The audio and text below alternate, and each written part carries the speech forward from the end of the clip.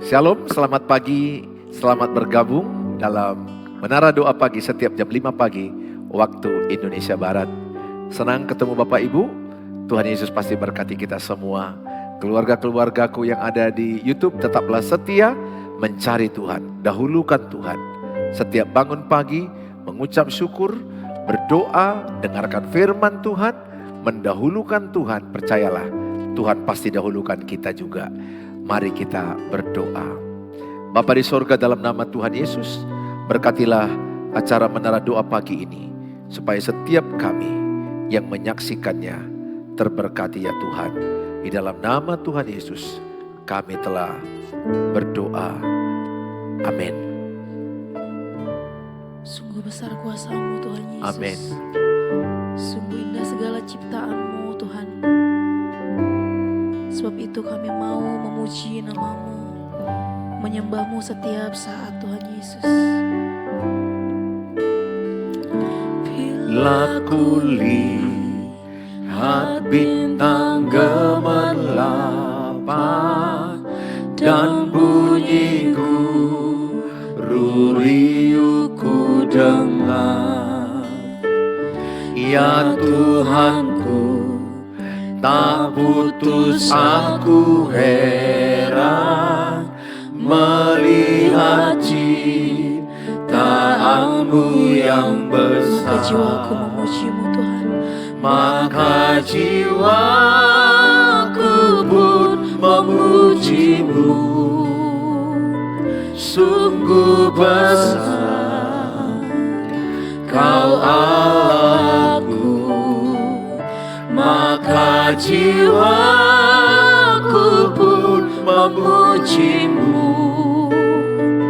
Sungguh besar Kau Allahku.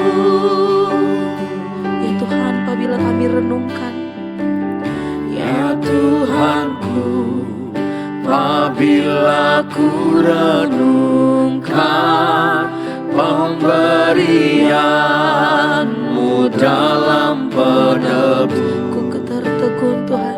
ku tertegun, bagiku dicurahkan oleh Putra-Nya, darahnya Kudus, maka jiwaku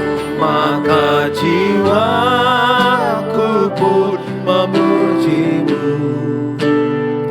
Sungguh besar Kau Allahku, maka jiwaku pun memuji-Mu. Sungguh besar Kau Allahku, maka jiwaku pun memuji-Mu. Sungguh besar Kau Allahku, maka jiwaku pun memuji-Mu. Sungguh besar sekali Kau lagi Allahku, nyatakan maka jiwaku pun memuji-Mu. Sungguh besar Kau Allahku, maka jiwaku pun memuji-Mu. Sungguh besar Kau Allahku, sungguh besar, sungguh besar Kau Allahku, sungguh besar, sungguh besar Kau Allahku. sebab kami rindu bermazmur Amin, Tuhan. bagi-Mu Tuhan Yesus. Amin. Kerinduan kami, biarlah pujian kami Tuhan Amin. manis, Engkau dengar ya Bapa. Ya Tuhan. Terima kasih Tuhan Yesus. Ya Tuhanku, aku hendak bernyanyi bagimu. selama ku hidup. Ya Allahku, aku hendak bermazmur bagimu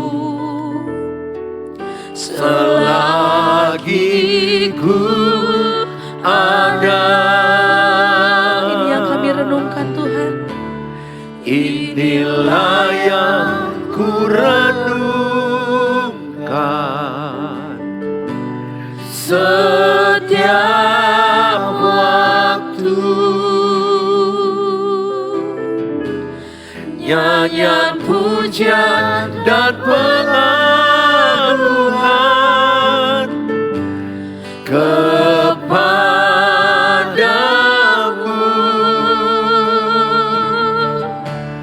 Biarlah manis kau dengar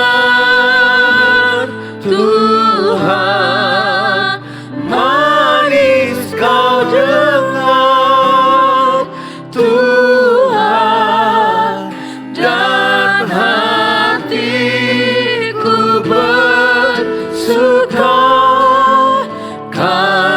karenamu. Sekali lagi sama-sama kita katakan dari awal. Ya Tuhanku, aku hendak bernyanyi bagimu selama ku hidup. ya Allahku, Ya Allahku, aku hendak bermazmur bagimu selagi ku ada. Inilah yang ku renungkan setiap waktu. Nyanyian pujian dan pengagungan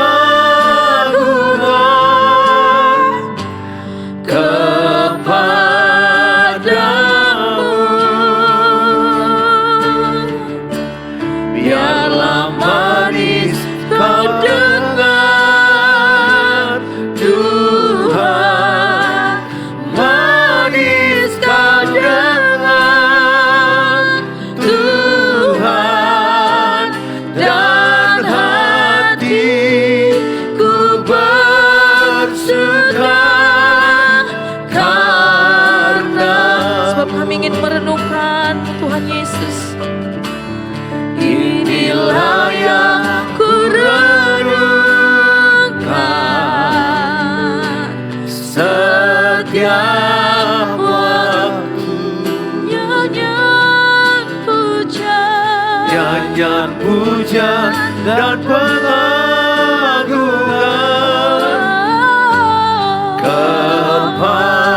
kepadamu.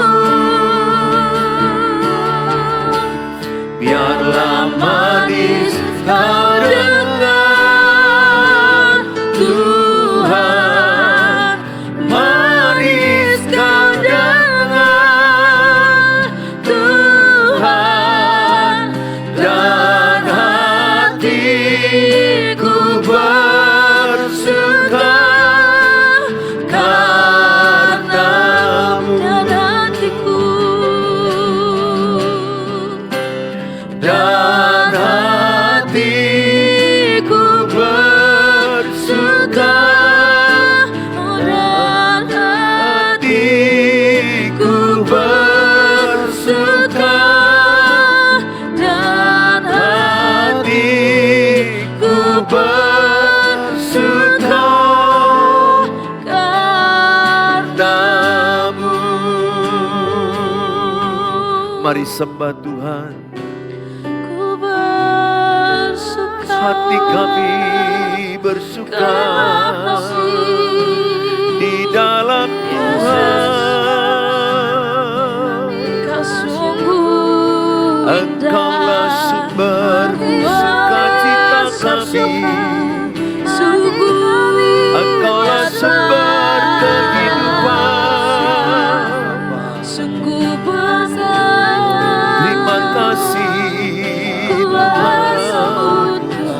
Kami bersyukur buat pagi hari ini. Kami bersyukur buat kebaikan berkat-Mu. Terima kasih. Melimpah Tuhan dalam Terima kasih. kami rasakan Terima kasih Tuhan. kebaikan-Mu, Kami bersyukur. ini kerinduan kami Tuhan, Kami menyembah-Mu sepanjang hidup kami. Terima kasih Tuhan. Kaulah yang besar, Engkaulah sumber Kaulah sukacita kami, Tuhan, layak sumber kekuatan kami. dan disembah. Terima kasih Tuhan. Biarlah pujian tertinggi hanya layak Haleluya. bagimu. Terima kasih. Layak Tuhan, segala pujian hanya layak Haleluya. bagimu. Amin Tuhan. Kau layak Tuhan Yesus menerima pujian tertinggi. Nyanyian pujian Bagimu bagimu, Tuhan, pujian bagimu, Tuhan. Namamu besar dan layak dipuji.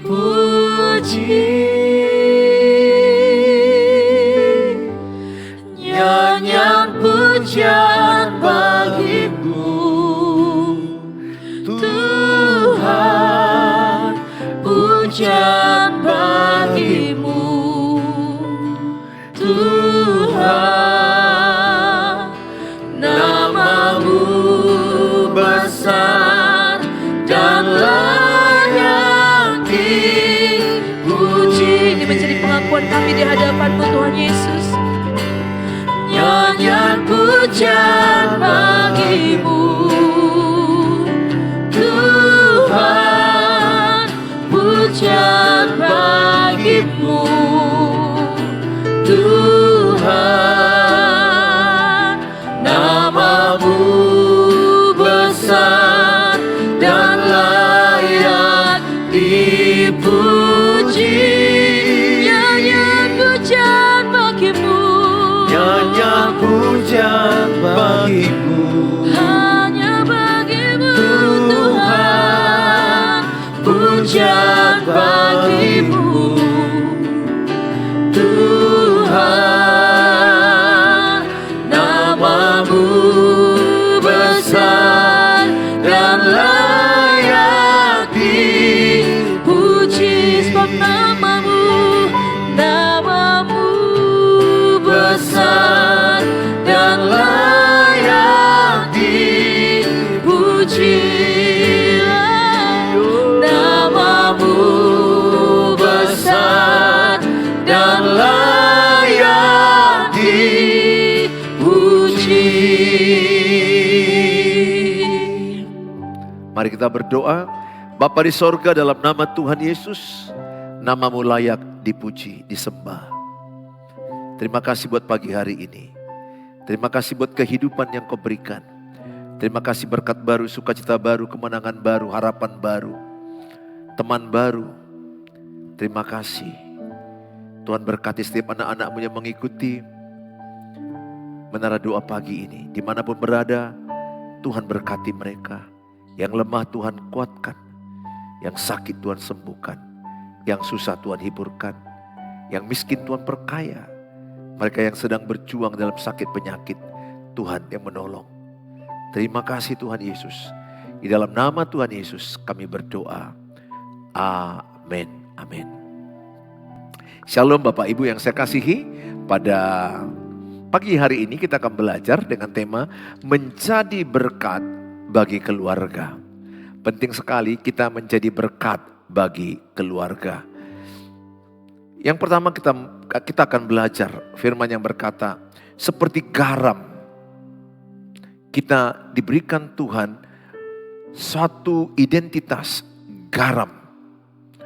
Garam dunia, garam dalam keluarga, terang dunia, terang dalam keluarga. Seperti garam memberkati lewat pengaruh. Kita ini garam dalam keluarga. Tulis dalam kolom, saya membawa pengaruh yang baik dalam keluarga. Tulis dalam kolom, saya membawa pengaruh yang baik dalam keluarga. Percaya bahwa hidup manusia ini adalah mempengaruhi. Dan kita pun cenderung dipengaruhi. Contoh, siapa di sini ibu dan bapak yang pernah melihat, katakanlah jualan sarapan pagi, ada nasi gurih, ada lontong. Terus kita lihat orang rame makan dan antri untuk membelinya. Kita lewat, kita terpikir untuk ikut membeli satu waktu. Kenapa? Karena kita terpengaruh dengan melihat orang rame di satu restoran atau di kedai. Kita mau, oh ada apa? Hidup ini pengaruh. Pernahkah saudara juga di lift atau di mall, di pesta, jumpa orang kurang kenal atau tidak kenal. Kemudian dia memberikan signal senyum dari jauh menatap kita. Dan senyum seperti ini. Dan ketika senyum itu ibu lihat, bukankah ibu membalas dengan senyum? Nah, itu kita jadi pengaruh juga ikut senyum.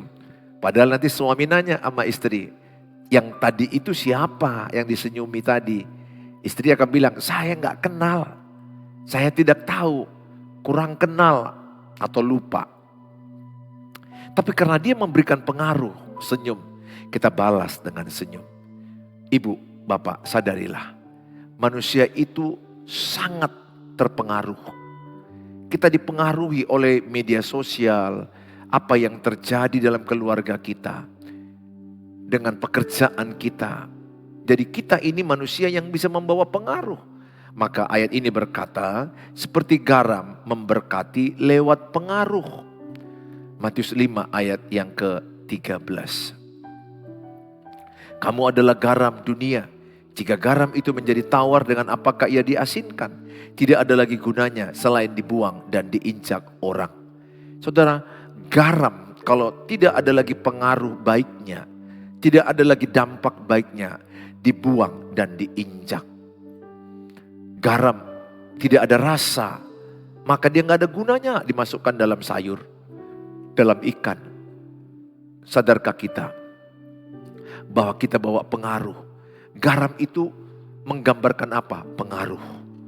Dia melarut dalam air itu dan dia menyatu dengan air itu, memberi rasa kepada sayur, memberi rasa kepada mie yang kita masak, memberi rasa kepada ikan.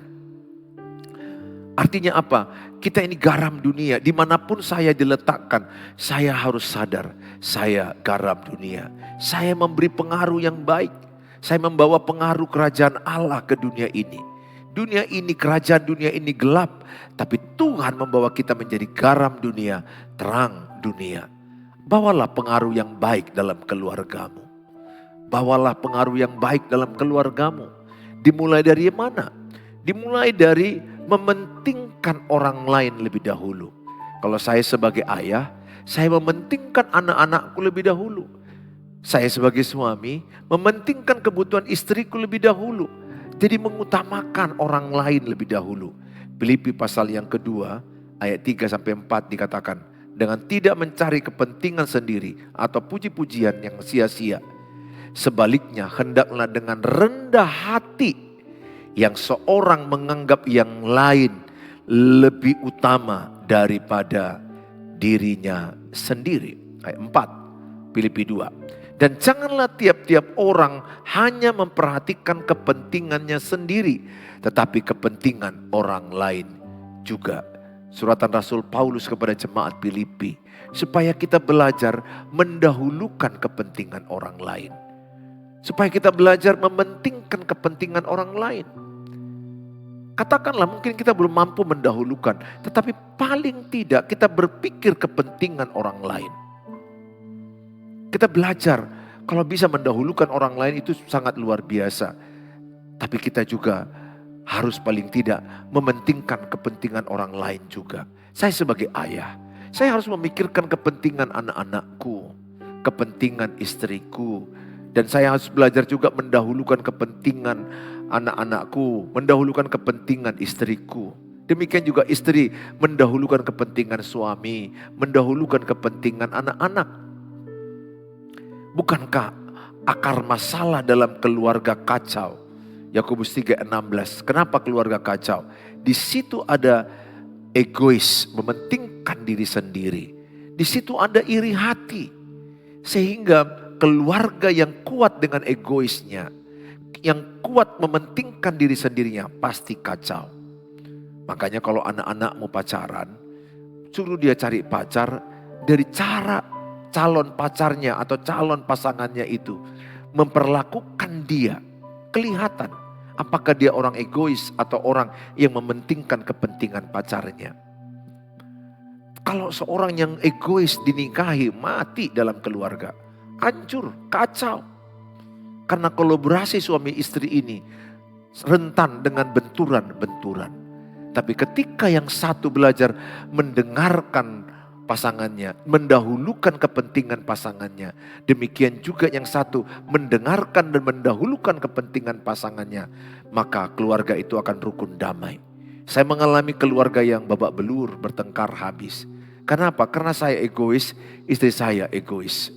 Letih dalam pernikahan, berujung mau minta cerai. Tapi saya katakan sama saudara, akar kami itu apa dulu? Egois saya. Maka ketika anak kecilku dulu yang paling kecil minta supaya kami jangan bertengkar lagi. Sambil nangis di satu tempat di mana ketika kami liburan. Meminta supaya saya dan istri saya jangan lagi bertengkar.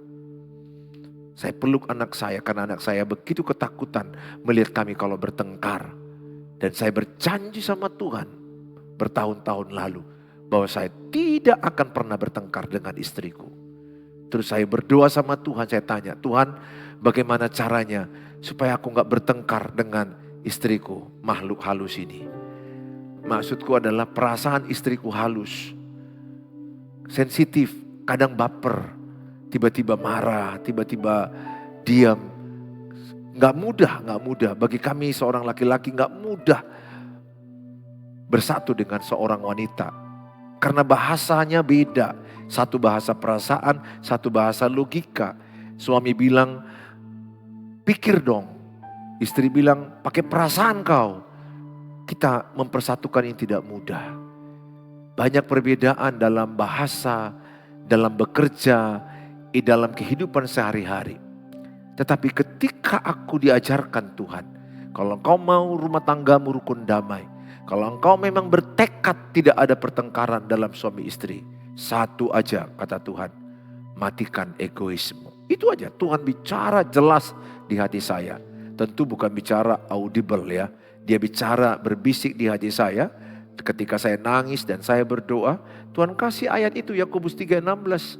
Akar kekacauan dalam pernikahan, akar kekacauan dalam keluarga, dalam pekerjaan, dalam organisasi. Ketika ada yang egois, ketika ada yang iri hati. Ini kerinduan saya sebagai seorang suami. Saya bilang, Tuhan, kumatikan egoisku, kumatikan kesombonganku. Amsal 13 ayat 10 dikatakan bahwa keangkuhan akan menimbulkan pertengkaran. Jadi orang yang bertengkar itu orang sombong, orang angkuh. Matius 11 ayat 29, orang yang rendah hati akan tenang. Jadi ciri orang yang rendah hati tenang menghadapi masalah. Tenang meresponi persoalan, itu orang rendah hati. Ciri orang sombong ketika ada persoalan berteriak, ngamuk-ngamuk, marah-marah. Atau sebaliknya diam. Diam itu juga toksik, racun, silent is toxic. Saudara, sejak kumatikan egoisku, dalam nama Tuhan Yesus, kumatikan egoisku. Aku mau melihat pernikahanku rukun. Aku mau melihat anak-anakku sembuh dari luka-luka yang kami lakukan ketika kami bertengkar suami istri. Tuhan mampukan saya, tidak sempurna saya, tapi saya diberikan kekuatan untuk saya matikan egois. Sehingga kalau istri saya emosinya kurang stabil, saya bisa membantu dia untuk stabil. Ternyata tidak terlalu sulit. Dulu kalau dia marahi saya lawan marah. Kalau dia bully saya bully dia. Habis-habisan. Kami akibatnya saling menyerang. Sekarang tidak. Ya, yang namanya wanita ini kan emosionalnya nggak stabil ya. Kenapa? Pikirannya lebih banyak. Jelas, wanita itu multitasking. Dalam satu waktu memikirkan banyak hal. Dia memikirkan tagihan listrik, air, cicilan sepeda motor, rumah, makan apa besok, uang sekolah anak-anak, baju anak-anak, seragam anak-anak, mertua, rame pikirannya. Kalau laki-laki tidak, semuanya dia sederhana. Memikirkan gampang itu, sederhana, mudah itu. Nah, makhluk sederhana menikah dengan makhluk rumit, nggak mudah. Wanita itu rumit. Kenapa? Karena memang dia memikirkan semua.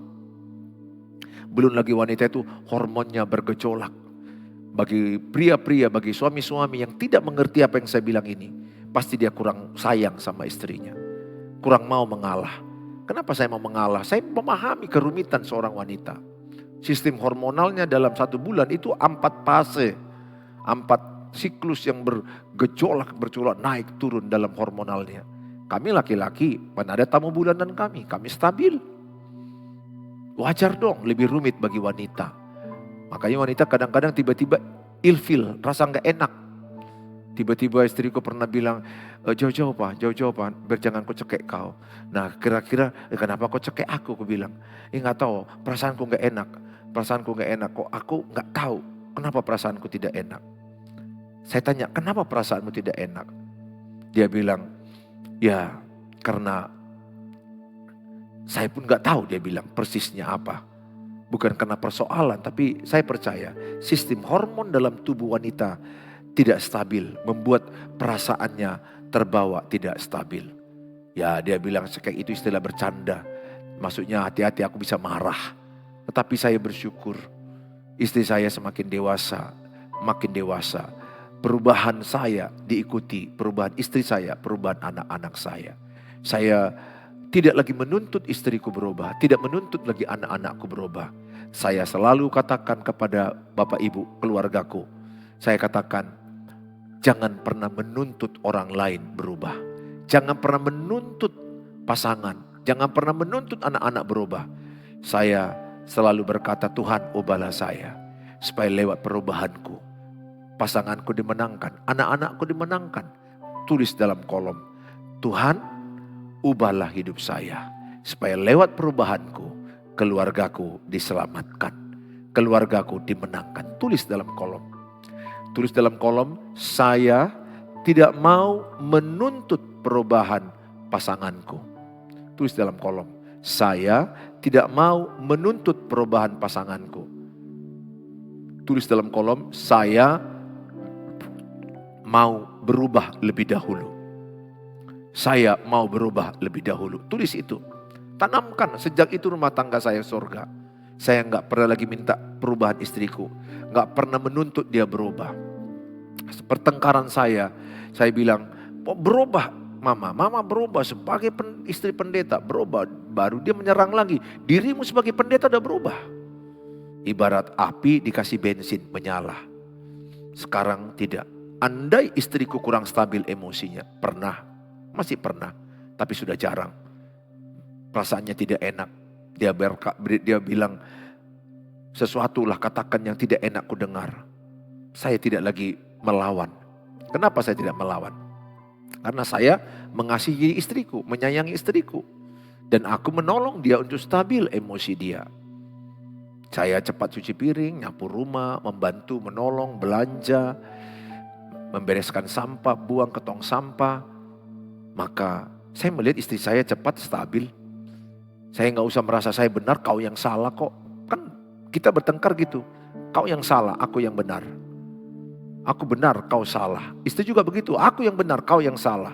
Apalagi ada kalimat istri, memang kau selalu menang sendiri. Suami juga, kau juga jogal. Keras kepala, rumah tangga hancur. Andai ada satu yang dewasa. Andai ada satu yang mau merendahkan hati, mematikan egois, membuang kesombongan, dan mau berkata I'm sorry, minta maaf. Cepat selesai, gak perlu berjam-jam, gak perlu berhari-hari. Gak perlu sampai jauh-jauhan. Saudara, utamakan kepentingan orang lain. Kolose 4 ayat 6. Hendaklah kata-katamu senantiasa penuh kasih, jangan hambar. Sehingga kamu tahu bagaimana kamu harus memberi jawab kepada setiap orang. Kata-katamu penuh kasih. Tulis dalam kolom, kata-kataku kepada keluargaku penuh kasih. Tulis dalam kolom, kata-kataku kepada keluargaku penuh kasih. Ayat ini katakan, jangan sampai kata-katamu kotor, kata-kata kosong, kata-kata sembrono, kata-kata yang hambar, kata-kata yang sia-sia, jangan ada. Apalagi mengkritik dengan negatif, menjatuhkan, melemahkan, kata-kata toksik, jangan. Dulu saya pernah begitu. Ayolah suami istri, jangan mau lagi kata-katamu itu menjatuhkan pasanganmu dengan berkata, memang kau keras kepala, selalu kau penyebab masalah rumah tangga ini. Ini hati-hati kalimat itu. Selalu kau yang salah, selalu kau penyebab masalah ini, selalu kau yang memancing pertengkaran, selalu kau yang rusak, selalu kau telat, selalu kau menghabiskan uang. Stigma negatif kepada pasanganmu melukai pasanganmu.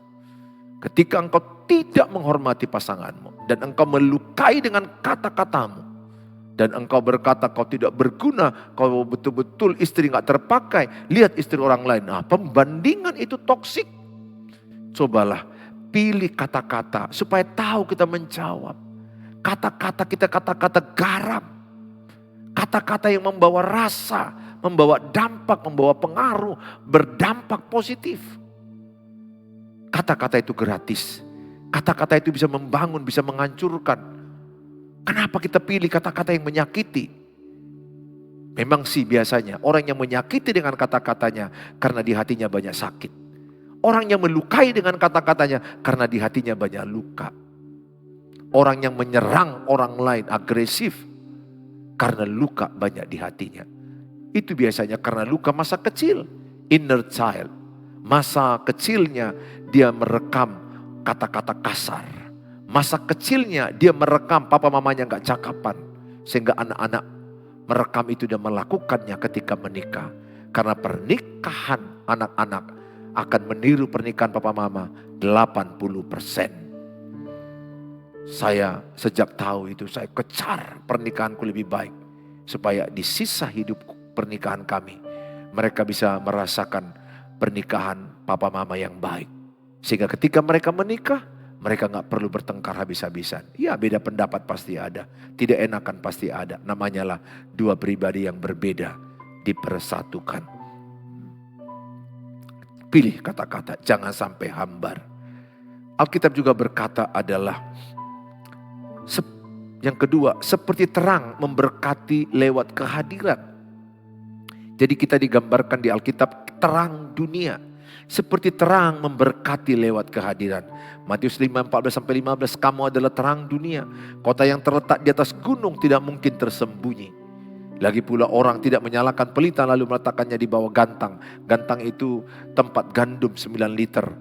Jadi gak mungkinlah ada lilin kita letakkan masukkan dalam gantang. Gak mungkin. Pasti lilin yang kita letakkan kalau mati lampu kita letakkan di atas lemari atau di atas meja kaca. Supaya menerangi sekelilingnya. Maka Alkitab berkata adalah,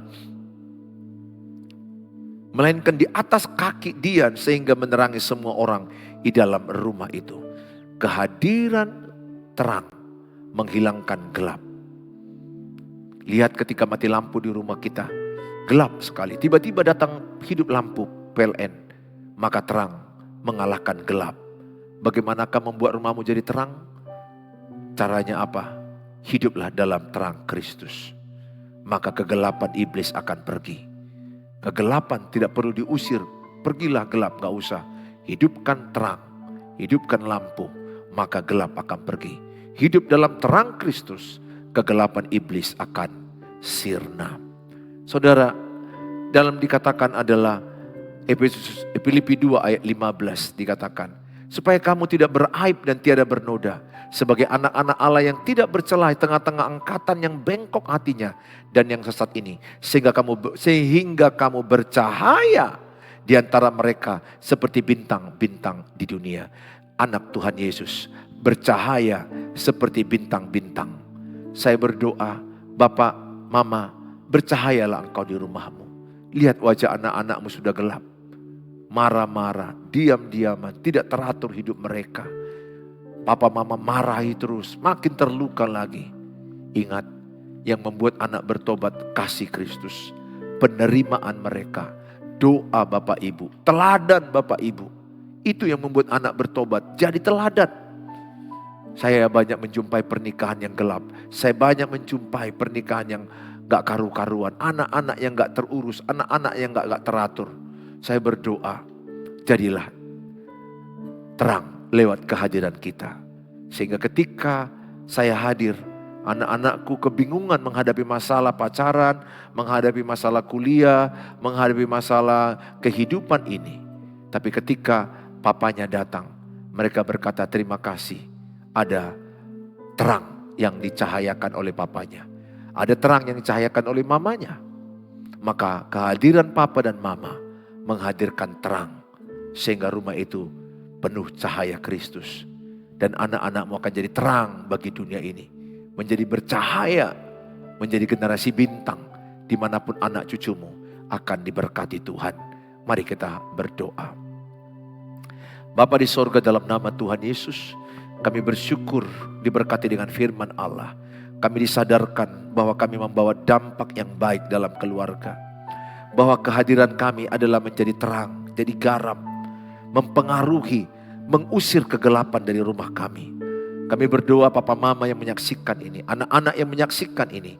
Kami membawa terang dalam keluarga. Kami membawa pengaruh, rasa dalam keluarga karena kami adalah garam. Dimulai dari keluarga, tetangga kami, kota dan bangsa kami. Bapa, pulihkanlah pernikahan demi pernikahan. Pulihkanlah anak-anak yang belum bertobat, yang jauh, yang melawan orang tua, yang malas belajar. Pulihkanlah rumah tangga demi rumah tangga. Biarlah ada suami yang mau matikan egois. Ada istri yang mematikan egois. Ada suami yang berkata, ubahlah aku Tuhan. Supaya lewat perubahan, istri dan anak-anakku dimenangkan. Atau istri yang berkata, Tuhan ubahlah aku Tuhan. Supaya lewat perubahan istri, suami dimenangkan, anak-anak dimenangkan. Memenangkan anggota keluarga tanpa perkataan.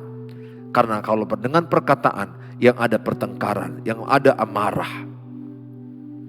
Hamba-Mu berdoa, setiap mereka yang datang pada hari ini, yang menyaksikan tayangan ini, berkatilah, pulihkanlah. Mereka yang sakit, hamba-Mu berdoa, biarlah kiranya tangan kanan mereka meletakkan ke bagian tubuh yang sakit. Di dalam nama Tuhan Yesus, sakit penyakit, sembuhlah. Terimalah mujizat Tuhan, terimalah kuasa Tuhan, terimalah pertolongan Tuhan dalam nama Tuhan Yesus. Ada kesembuhan, ada mujizat. Urapilah obat-obat yang mereka makan. Urapilah dokter. Kuatkanlah iman mereka. Semangat mereka percaya ada Tuhan penyembuh. Berkati mereka yang mengalami kesusahan keuangan. Berkati pekerjaan, usaha, jualan mereka. Mereka yang membutuhkan jual rumah, jual tanah. Untuk kebutuhan mereka, tolong mereka Tuhan. Supaya ada pembeli. Mereka yang membutuhkan jodoh, membutuhkan pekerjaan, membutuhkan keturunan. Tuhan yang menjawab setiap kebutuhan anak-anak-Mu. Terima kasih Bapa, dalam nama Tuhan Yesus kami berdoa. Mari kita ucapkan doa Bapa kami. Bapa kami yang di sorga, dikuduskanlah nama-Mu, datanglah kerajaan-Mu, jadilah kehendak-Mu di bumi seperti di sorga. Berikanlah kami pada hari ini makanan kami yang cukupnya, dan ampunilah kami akan kesalahan kami, seperti kami juga mengampuni orang yang bersalah pada kami. Dan janganlah bawa kami ke dalam pencobaan, tapi lepaskanlah kami daripada yang jahat. Karena Engkau yang punya kerajaan dan kuasa dan kemuliaan sampai selama-lamanya. Amin. Bawalah berkat damai, sejahtera, dan cinta kasih dari Tuhan Yesus, damai dari Allah Bapa, dan berkat pertolongan penghiburan dari Allah Roh Kudus memberkati kita, menolong, menghiburkan, menguatkan kita saat ini sampai selama-lamanya. Dalam Tuhan Yesus kami berdoa. Amin. Amin. Salam Bapak Ibu, sampai jumpa di waktu yang akan datang. Kalau Bapak Ibu terberkati dengan tayangan ini, bagilah link ini kepada banyak orang. Dengan demikian, Ibu Bapak sudah terlibat dalam pemberitaan firman Allah. Bapak Ibu yang rindu konseling atau rindu renungan harian singkat dari saya, chat saya di 0811 63 7347. No call, but only chat. Karena waktu saya sudah sangat padat. Dan Bapak Ibu yang terberkati dan ingin menabur, mendukung pelayanan ini, saudara bisa menabur di rekening yang ada. Tuhan Yesus memberkati kita. Sampai ketemu besok pagi. Tuhan Yesus memberkati semua. Bapak Ibu, selamat bekerja. Shalom.